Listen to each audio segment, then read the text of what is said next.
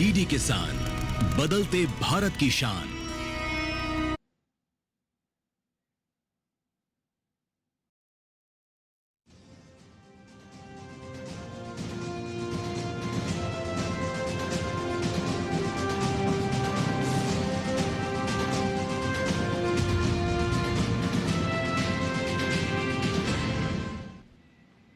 नमस्कार, किसान समाचार में आप सभी का स्वागत है।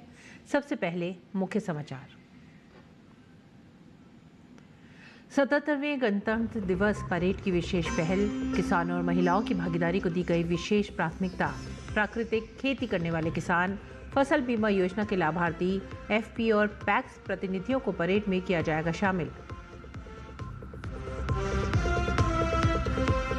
बिहार कृषि विभाग ने किसानों की दर्जनों योजनाओं के आवेदन के लिए बढ़ाई अंतिम तिथि। अब किसान 5 फरवरी तक कर सकेंगे आवेदन। योजनाओं के तहत किसानों को 50 से 90% तक दिया जा रहा है अनुदान। योजनाओं में मधुमक्खी पालन और मशरूम किट एवं मशरूम हट योजना भी है शामिल।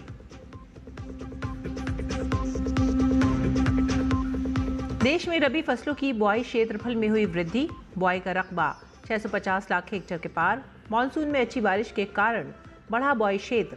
बुआई क्षेत्र बढ़ने से किसानों की बढ़ेगी आय। खाद्य महंगाई पर भी रहेगा नियंत्रण। मौसम विभाग ने 2 पश्चिमी विक्षोभ के बारे में जारी की चेतावनी। 22 से 28 जनवरी के बीच जम्मू और कश्मीर के आसपास इलाकों पर असर पड़ने की संभावना।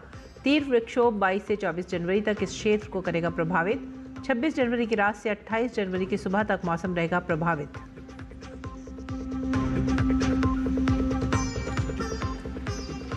समाचार विस्तार से। देश की 77वीं गणतंत्र दिवस परेड को ऐतिहासिक और अधिक सर्वसमावेशी स्वरूप देने के लिए केंद्र सरकार ने एक विशेष पहल की है। 26 जनवरी 2026 को कर्तव्य पथ पर आयोजित होने वाली परेड में समाज के विभिन्न वर्गों से जुड़े लगभग 10,000 विशिष्ट अतिथियों को आमंत्रित किया गया है। इस पहल में किसानों और महिलाओं की भागीदारी को विशेष प्राथमिकता दी गई है। कृषि और ग्रामीण विकास से जुड़े प्राकृतिक खेती करने वाले किसान, फसल बीमा योजना के लाभार्थी, एफपी और पैक्स के प्रतिनिधियों को सम्मानित रूप से परेड में शामिल किया जाएगा।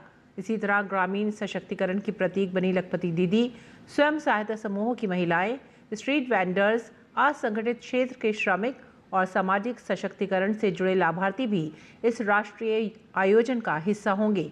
इसके अलावा देश का नाम अंतर्राष्ट्रीय स्तर पर रोशन करने वाले खिलाड़ी, पैरा चैंपियन, ओलंपियाड विजेता छात्र, वीर गाथा और राष्ट्रीय स्कूल बैंड प्रतियोगिता के विजेता भी विशेष अतिथियों में शामिल होंगे। विज्ञान और तकनीक के क्षेत्र से ISRO, DRDO, Gaganyaan, Chandrayaan, Semicon India और ग्रीन हाइड्रोजन मिशन से जुड़े वैज्ञानिकों तथा नवाचार से जुड़े उद्यमियों को भी आमंत्रण दिया गया है। सरकार के अनुसार इस पहल का उद्देश्य जमीन पर बदलाव लाने वाले लोगों को सम्मान देना और राष्ट्रीय आयोजन में जन भागीदारी को और भी अधिक सशक्त बनाना है। आगे बढ़ेंगे अगली खबर की तरफ। राजस्थान के सीकर जिले के बैरी गांव की प्रगतिशील महिला किसान संतोष देवी को गणतंत्र दिवस समारोह में शामिल होने के लिए राष्ट्रपति भवन से विशेष आमंत्रण मिला है। इस उपलब्धि से गांव और आसपास के क्षेत्रों में खुशी का माहौल है। संतोष देवी ने खेती में नवाचार और कड़ी मेहनत से पहचान बनाई है। उन्होंने अनार, सेब और अमरूद की जैविक खेती कर ये साबित किया कि राजस्थान जैसे शुष्क क्षेत्र में भी सेब की खेती संभव है। उनके अनार का वजन करीब 800 ग्राम और सेब का वजन लगभग 200 ग्राम तक पहुंचता है।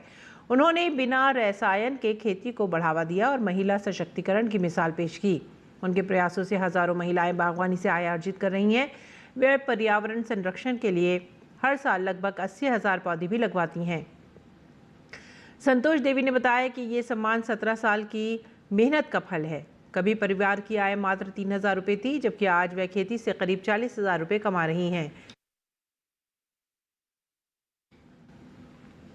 वर्ष 2016-17 में उन्हें मुख्यमंत्री से 1 लाख रुपए का पुरस्कार भी मिल चुका है। और बिहार के कृषि विभाग ने किसानों से जुड़ी दर्जनों योजनाओं में आवेदन की अंतिम तिथि बढ़ा दी है। विभाग के इस फैसले से उन किसानों को राहत मिल गई है जो पहले आवेदन करने से चूक गए थे। अब किसान 5 फरवरी तक कृषि विभाग की वेबसाइट या बिहार कृषि ऐप के माध्यम से विभिन्न योजनाओं में आवेदन कर लाभ उठा सकते हैं। इन योजनाओं में मधुमक्खी पालन और मधु उत्पादन, पपीता विकास, प्रधानमंत्री कृषि सिंचाई योजना, कृषि यंत्रों पर अनुदान, मशरूम उत्पादन समेत कई योजनाएं शामिल हैं। आवेदन के लिए किसानों का डीबीटी पोर्टल पर पंजीकरण अनिवार्य है। साथ ही बैंक खाता विवरण और अद्यतन भूमि संबंधी प्रमाण पत्र भी आवश्यक होंगे।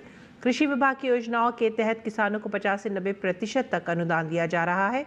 मशरूम किट एवं मशरूम हट योजना में 90%, मधुमक्खी पालन और मधु उत्पादन योजना में 50%, प्रधानमंत्री कृषि सिंचाई योजना में 55%, फूल विकास योजना में 50% और पपीता विकास योजना में 60% तक अनुदान का प्रावधान है। अधिक जानकारी के लिए किसान जिला कृषि कार्यालय या कृषि विभाग की वेबसाइट से संपर्क कर सकते हैं। भारतीय अर्थव्यवस्था की मजबूत नींव है चावल और इस क्षेत्र में हमारे देश ने एक और बड़ी उपलब्धि हासिल की है। आंकड़ों के मुताबिक भारत का चावल उत्पादन बढ़कर 15.01 करोड़ मैट्रिक टन हो गया है। निर्यात के मोर्चे पर भी भारत तेजी से आगे बढ़ रहा है। ऐसे में हमारा देश आज कई देशों को चावल निर्यात कर वैश्विक खाद्य सुरक्षा में अहम भूमिका निभा रहा है। इन तमाम विषयों पर कृषि मंत्रालय में कृषि लागत एवं मूल्य आयोग के पूर्व अध्यक्ष डॉक्टर अशोक विशनदास से बात की हमारे सहयोगी शमीम अख्तर ने। भारत ने एक बार फिर वैश्विक चावल बाजार में अपनी मजबूत मौजूदगी दर्ज कराई है। पिछले साल निर्यात प्रतिबंध हटाए जाने से भारत का चावल निर्यात तकरीबन 20% ज्यादा हुआ है। इसी बीच भारत ने चीन को पीछे छोड़ते हुए दुनिया का सबसे बड़ा चावल उत्पादक देश बन चुका है। इन्हीं सब विषयों पर बात करने के लिए हमारे साथ मौजूद हैं कृषि लागत और मूल्य आयोग, कृषि मंत्रालय के पूर्व अध्यक्ष और IIPA में professor applied economics doctor Ashok Vishandas. ये जो अभी वृद्धि हुई है हमारे निर्यात में, टोटल जो हुआ है हमारा निर्यात वो है 21.5 मिलियन टन। बाकी जो सेकंड, थर्ड, फोर्थ हैं हमारे वियतनाम हुए, थाईलैंड हुआ, पाकिस्तान, तीनों का मिला के भी हमारे बराबर वो 3 देश नहीं है। चीन को चावल उत्पादन में पीछे छोड़ दिया है। सरकार की जो नीतियां रही हैं वो कितना कारगर साबित हुई हैं? सरकार की नीतियां तो दूरगामी है। सरकार किसानों के लिए बहुत सारी स्कीमें ले आए हैं और उससे क्या है कि किसान काफ़ी बढ़ चढ़ के खेती बाड़ी में काम कर रहे हैं। उत्पादन बहुत बड़ा हुआ है। टोटल जो हमारा फूड ग्रेन प्रोडक्शन है वो एक रिकॉर्ड स्तर है, 357 मिलियन टन हो गया है और उसमें से करीब 140 मिलियन टन से भी ज़्यादा राइस का है। बढ़ता निर्यात और खाद्य सुरक्षा, तो सरकार दोनों में कैसे संतुलन बना के रखेगी? भारत देश है वो पूरा नेट फूड एक्सपोर्टिंग कंट्री है और वो है कि यानी कि हमारी डिपेंडेंस और किसी देशों पे नहीं है। थोड़ा बहुत हम जैसे पल्सेस है उस पे हम इंपोर्ट करते हैं, आयात करते हैं और ऑयल सीड में, बट अगर टोटल देखा जाए ग्रॉस जो नेट है, net food exporting country Bharat बन गया, कई सालों से बन गया। तो हमें बहुत ज़्यादा उस पर ज़्यादा चिंता का विषय नहीं है। अब चिंता का विषय है कि जो उसमें संसाधन लग रहे हैं उसको हम कैसे प्रायोरिटी दें, प्राथमिकताएं तय करें। तो एक सबसे बड़ा है कि ज़मीन और पानी, ये 2 नेचुरल रिसोर्सेस हैं जो बहुत ही प्रीशियस हैं। उसको हमें बहुत ही सुनिश्चित तरीके से उसका प्रयोग करना है। आप ऐसी जगह ऐसी चीजें पैदा करिए जो देश के ओवरऑल हित में हो। जलवायु परिवर्तन एक ज्वलंत विषय है। ICAR जैसे इंस्टीट्यूट्स जो जलवायु अनुकूल बीज बना रही है, कितना अहम है? जो क्लाइमेट चेंज हो रहा है वो रियलिटी है और उसको हमें अपने आप को तैयार रखना है, किसानों को तैयार रखना है कि साहब ये आप चाहें चाहे न चाहें ये तो होना ही है। इसमें कोई कोई रोक नहीं सकता। अब ये कि जितना जल्दी हम उस नई सिचुएशन पे अभ्यस्त हो जाएंगे उतना किसानों को भी फायदा है, देश को भी फायदा होगा और उसके हिसाब से अब जो हमारे साइंटिस्ट है, हमारे जो ये रिसर्च कर रहे हैं ICAR वाले और जो हमारे वैज्ञानिक, कृषि वैज्ञानिक हैं, उन्होंने काफ़ी रिसर्च की है, बहुत पेपर भी पब्लिश हुए हैं। बस ये है कि लेबोरेटरी से, वो लेबोरेटरी में जो प्रयोग करते हैं वो लैब से लैंड तक जाए। सरकार का लक्ष्य है कि 2047 तक हमारा देश विकसित बन जाए। उसमें कृषि क्षेत्र, खासकर ये जो धान वाला सेक्टर है हमारा, वो कितना इसमें हेल्पफुल है? विकसित देश बनेगा भारत 2047 तक, इसमें किसी को कोई शक शुबा होना नहीं चाहिए। हमें कृषि में आत्मनिर्भर होना है और हैं भी, लेकिन ये ज़रूरी नहीं है कि हम जिस ज़रिए से हुए हैं, गेहूँ और चावल से, उसी को हम कंटिन्यू करें, क्योंकि उस समय स्थिति अलग थी, अब स्थिति अलग है। तो स्थिति के हिसाब से आपको अपनी जो नीतियाँ हैं, उसको थोड़ा-सा फाइन ट्यून करना पड़ेगा और वो हम कर भी रहे हैं और सरकार कर रही है। वो समय-समय पे उनकी विवेचना करते हैं, मिड टर्म रिव्यू करते हैं और देखते हैं इसका क्या फ़ायदा है। रिकॉर्ड उत्पादन, अब बढ़ता निर्यात, भारत का चावल सेक्टर एक नए दौर में प्रवेश कर चुका है और ऐसे में तय है वैश्विक खाद्य सुरक्षा में भारत की भूमिका और भी मजबूत हो गई है। किसान समाचार के लिए कैमरा पर्सन राहुल के साथ मैं शमीम अख्तर, दिल्ली। कृषि एवं बागवानी को अधिक लाभकारी बनाने के उद्देश्य से बिहार के जमुई जिले के किसानों को अंतर्राज्यीय प्रशिक्षण दिया जा रहा है और इसी क्रम में 31 जनवरी को जिले के 20 किसानों का दल केंद्रीय उपोषण बागवानी संस्थान लखनऊ जाएगा, जहां उन्हें पुराने फलों के बागों के वैज्ञानिक, जीर्णोद्धार और आधुनिक बागवानी तकनीकों का प्रशिक्षण देंगे।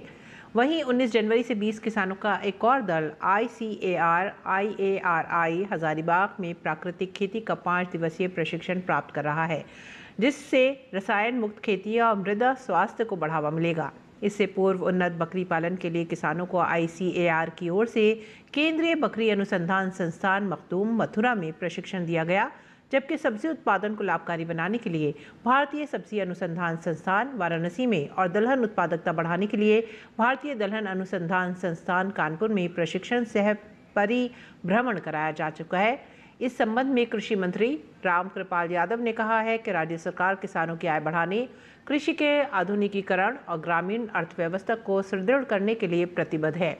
उन्होंने बताया कि कृषि विभाग के तहत आत्मा जमुई की ओर से संचालित इस अंतर्राज्यीय प्रशिक्षण कार्यक्रम से प्रशिक्षित किसान अपने क्षेत्रों में आधुनिक तकनीकों का प्रसार कर अन्य किसानों के लिए प्रेरणा बनेंगे। और देश में रबी फसलों की बुआई का कुल क्षेत्रफल 16 जनवरी तक बढ़कर 652.33 लाख हेक्टेयर हो गया है, जो पिछले साल की समान अवधि में 631.45 लाख हेक्टेयर था। केंद्रीय कृषि एवं किसान कल्याण मंत्रालय ने बताया कि बुआई क्षेत्र बढ़ने से उत्पादन और किसानों की आय बढ़ेगी, साथ ही खाद्य महंगाई पर भी नियंत्रण रहेगा। सरकारी आंकड़ों के अनुसार गेहूं का रकबा बढ़कर 334.17 लाख हेक्टेयर हो गया है, जबकि दालों का क्षेत्रफल 137 लाख हेक्टेयर तक पहुंच गया है। मोटे अनाज का रकबा 58.72 लाख हेक्टेयर और तिलहन फसलों का क्षेत्रफल बढ़कर 96.86 लाख हेक्टेयर हो गया है। मंत्रालय के अनुसार मानसून में अच्छी बारिश के कारण बुआई क्षेत्र बढ़ा है। साथ ही सरकार ने 2026-27 सीजन के लिए रबी फसलों के न्यूनतम समर्थन मूल्य में बढ़ोतरी की है। MSP में सबसे अधिक बढ़ोतरी कुसुम के लिए 600 रुपये प्रति क्विंटल की गई है। मसूर, सरसों, राई, चना, जौ और गेहूं के MSP में भी बढ़ोतरी की गई है, जिससे किसानों को उनकी उपज का बेहतर दाम मिलेगा। ठंड के मौसम में पशुओं की देखभाल बेहद ज़रूरी हो जाती है, क्योंकि कम तापमान का सीधा असर उनके स्वास्थ्य और दूध उत्पादन पर पड़ता है। इस मौसम में दुधारू पशुओं को सिर्फ पेट भरने वाला चारा नहीं, बल्कि ऊर्जा देने वाला आहार चाहिए होता है, जैसे भूसे के साथ गुड़, मक्का, सरसों या मूंगफली की खली। पशुओं को बहुत ठंडा पानी ना दें, इसकी जगह उनको हल्का गुनगुना पानी पिला सकते हैं। पशुओं के रहने के स्थान को साफ और सूखा रखना भी बहुत ज़रूरी है। उन्हें गर्म और सूखा बिछावन देना चाहिए, ताकि नमी से होने वाली बीमारियों से बचाव हो सके। डॉक्टरों के अनुसार रात में 100 वोल्ट के पीले बल्ब या लैंप का उपयोग कर तापमान नियंत्रित किया जा सकता है। ठंडी हवा से बचाव और रोज़ 2-3 घंटे धूप दिलाना भी ज़रूरी है। ठंड में पशुधन को निमोनिया, खांसी और बुखार का खतरा बढ़ जाता है, इसीलिए समय पर टीकाकरण और डीवॉर्मिंग कराना ज़रूरी है। नतनों से बहाव, आंखों में पानी या तेज सांस दिखाई दे तो तुरंत पशु चिकित्सक को दिखाएं। हाल के दिनों में सोशल मीडिया पर विकसित भारत जी राम जी कानून को लेकर भ्रम फैलाने वाली पोस्टें सामने आ रही हैं। इन वायरल दावों में कहा जा रहा है कि नए कानून के तहत केवल देश के कुछ चुनिंदा गांवों के लोगों को ही रोजगार के अवसर मिल सकेंगे।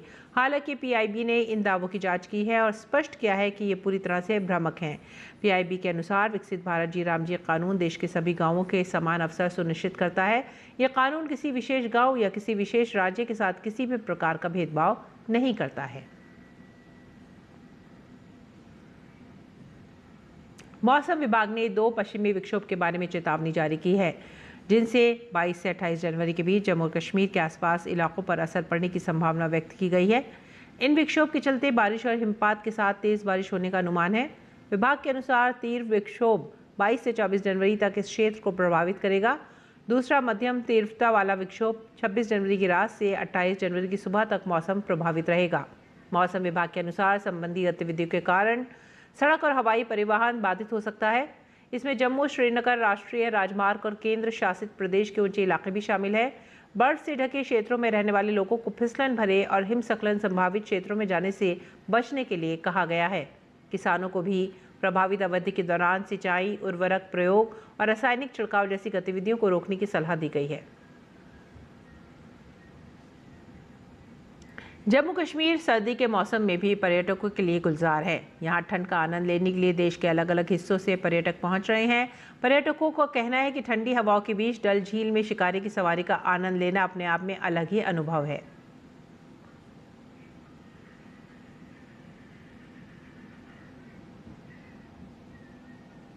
बहुत ज़्यादा ठंड हो रही है इस टाइम पे।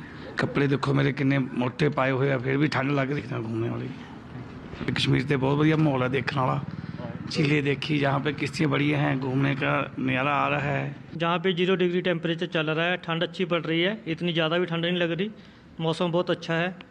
तो मैं सभी को बोलना चाहूँगा कि जहाँ पे आए और कश्मीर का आनंद लें। और लेक का बहुत अच्छा व्यू चल रहा है, इस पर स्नैप वगैरह बहुत अच्छी आ रही है, तो वो फुल इंजॉय कर रहे हैं।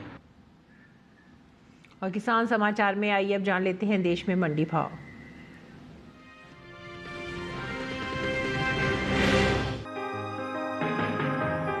मंडियों में इन दिनों चने की आवक सामान्य देखने को मिल रही है। एगमार्कनेट के मुताबिक 19 जनवरी को चने के भाव में उतार चढ़ाव देखा गया।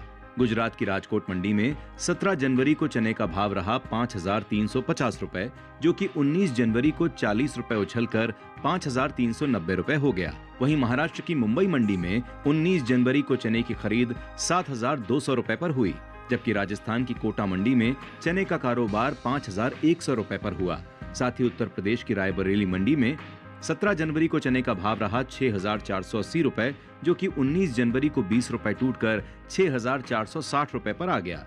चालू रबी सीजन में चने की खेती करने वाले किसानों के लिए अच्छी खबर है, क्योंकि इस बार चने की बुआई के रकबे में पिछले साल के मुकाबले बड़ी बढ़त दर्ज की गई है। कृषि मंत्रालय द्वारा 29 दिसंबर को जारी ताजा आंकड़ों के अनुसार साल 2025-26 के लिए अब तक 95.88 लाख हेक्टेयर भूमि पर चने की बुआई पूरी हो चुकी है, जो पिछले साल की इसी अवधि के 91.22 लाख हेक्टेयर के मुकाबले करीब 4.66 लाख हेक्टेयर अधिक है। प्रधानमंत्री नरेंद्र मोदी की अध्यक्षता में आर्थिक मामलों की मंत्रिमंडलीय समिति ने अक्टूबर 2025 में विपणन वर्ष 2026-27 के लिए रबी फसलों के न्यूनतम समर्थन मूल्य में वृद्धि को मंजूरी दी है, जिसका मुख्य उद्देश्य किसानों को उनकी उपज का लाभकारी मूल्य दिलाना है। इस नए फैसले के तहत विभिन्न फसलों की कीमतों में बढ़ोतरी की गई है। चने की बात करें तो इसकी एमएसपी में 225 रुपए की वृद्धि की गई है, जिससे अब साल 2026-27 के लिए चने का सरकारी भाव 5,650 रुपए से बढ़कर 5,875 रुपए प्रति क्विंटल हो गया है।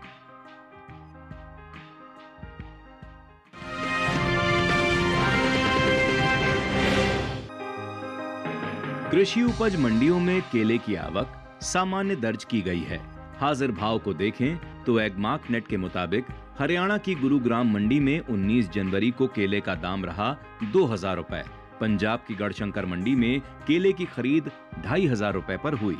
वहीं राजस्थान की जयपुर मंडी में सोमवार को केले का कारोबार 1,700 रुपए प्रति क्विंटल पर हुआ। वहीं उत्तर प्रदेश की महोबा मंडी में 17 जनवरी को केले की कीमत रही 1,840 रुपए, जो कि 19 जनवरी को 20 रुपए टूटकर 1,820 रुपए हो गई। भारत दुनिया में सबसे ज्यादा केले पैदा करने वाला देश है, जहां दुनिया के कुल उत्पादन का लगभग 26.45% हिस्सा अकेले भारत से आता है। इसके बावजूद वैश्विक निर्यात बाजार में भारत की हिस्सेदारी मात्र 1% है, जो कि हमारी क्षमता के मुकाबले काफी कम है। उदाहरण के लिए वित्त वर्ष 2022-23 में भारत ने 176 मिलियन अमेरिकी डॉलर के केले का निर्यात किया, जो कुल पैदावार का एक छोटा हिस्सा है। भारत में केले की सबसे अधिक खेती आंध्र प्रदेश में होती है, जिसके बाद महाराष्ट्र, कर्नाटक, तमिलनाडु और उत्तर प्रदेश का स्थान आता है। ये 5 राज्य मिलकर देश के कुल उत्पादन में 67% का योगदान देते हैं। आने वाले 5 वर्षों में भारत ने केले के निर्यात को $1 बिलियन अमेरिकी डॉलर तक पहुंचाने का महत्वाकांक्षी लक्ष्य रखा है। इस कदम से न केवल देश की अर्थव्यवस्था को मजबूती मिलेगी, बल्कि केले की खेती से जुड़े 25,000 से अधिक किसानों की आय और जीवन स्तर में भी सुधार होगा। वर्तमान में भारत मुख्य रूप से ईरान, इराक, यूएई और सऊदी अरब जैसे खाड़ी देशों को केले भेजता है, लेकिन अब रूस, अमेरिका, जापान और जर्मनी जैसे बड़े बाजारों तक अपनी पहुंच बढ़ाने पर भी तेजी से काम किया जा रहा है।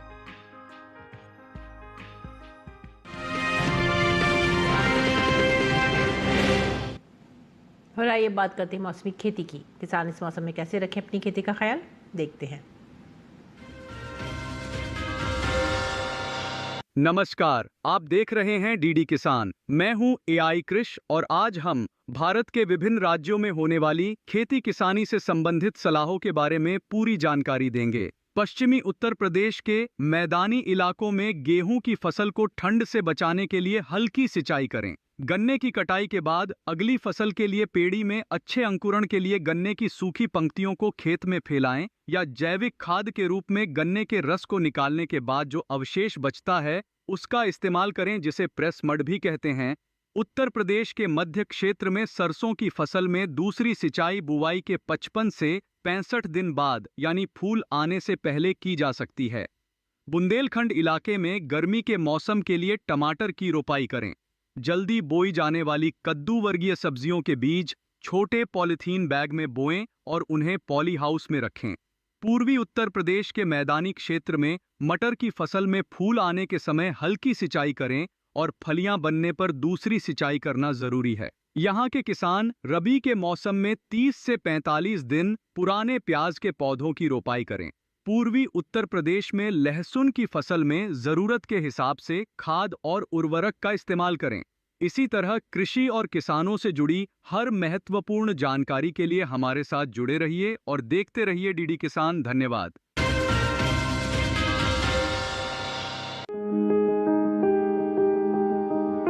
राजमा की बुआई के लिए अभी का समय उपयुक्त है। बुआई से पहले खेत को अच्छी तरह जोतकर मिट्टी को भुरभुरा बना ले। बोते समय कतार से कतार के बीच की दूरी 30 से 40 सेंटीमीटर के बीच होनी चाहिए, जबकि बीज से बीज का फासला 10 सेंटीमीटर के करीब रखें। राजमा के लिए 2-3 बार सिंचाई की जरूरत होती है। बुआई के 4 हफ्ते बाद पहली सिंचाई करें, लेकिन ये सिंचाई हल्की ही होनी चाहिए। बाद में 1 माह के अंतराल पर सिंचाई करते रहें। पहली सिंचाई के बाद निराई गुड़ाई कर लें। गुड़ाई के समय थोड़ी सी मिट्टी पौधों पर चढ़ा दें, इससे फलियां लगने पर पौधे गिरेंगे नहीं। राजमा को मोज़ेक रोग लग जाता है। पत्तियों पर इसका असर दिखते ही कृषि वैज्ञानिक की सलाह से उचित दवा का छिड़काव करें। साथ ही जिन पौधों में बीमारी लगी है उन्हें निकाल कर पहले ही फेंक दें। राजमा की फसल में सफेद मक्खी या माहू कीट भी लग जाता है। राजमा की फलियां 125 से 130 दिन में पककर तैयार हो जाती हैं। कटाई के बाद फसल को 1 दिन के लिए खेत में पड़ी रहने दें। बाद में मड़ाई करके दाना निकाल लें। मड़ाई समय पर करें, वरना फलियां चटक जाती हैं और दाने खुद ब खुद बाहर निकल आते हैं। 1 हेक्टेयर फसल से आमतौर पर 15 से 20 क्विंटल तक राजमा की पैदावार ली जा सकती है।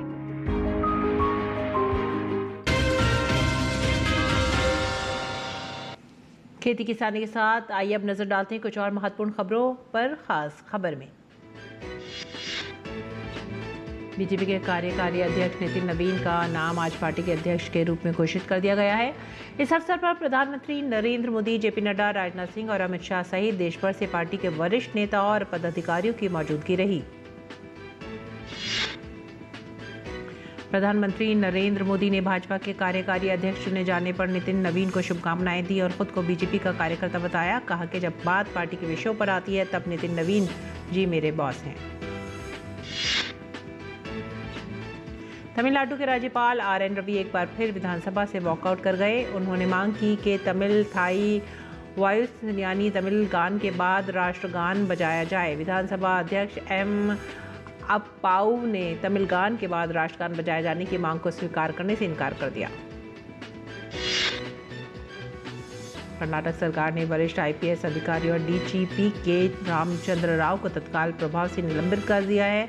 सोशल मीडिया पर उनके कथित आपत्तिजनक वीडियो वायरल होने के बाद ये कार्रवाई की गई है।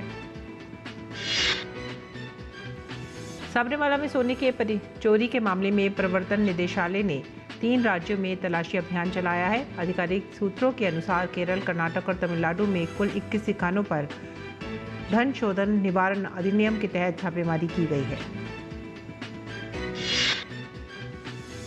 पश्चिम बंगाल के मुख्य निर्वाचन अधिकारी ने कहा है कि मतदाता सूची के विशेष गहन पुनरीक्षण SIR की प्रक्रिया चुनाव आयोग द्वारा निर्धारित समय सीमा यानी 14 फरवरी तक पूरी हो जाएगी।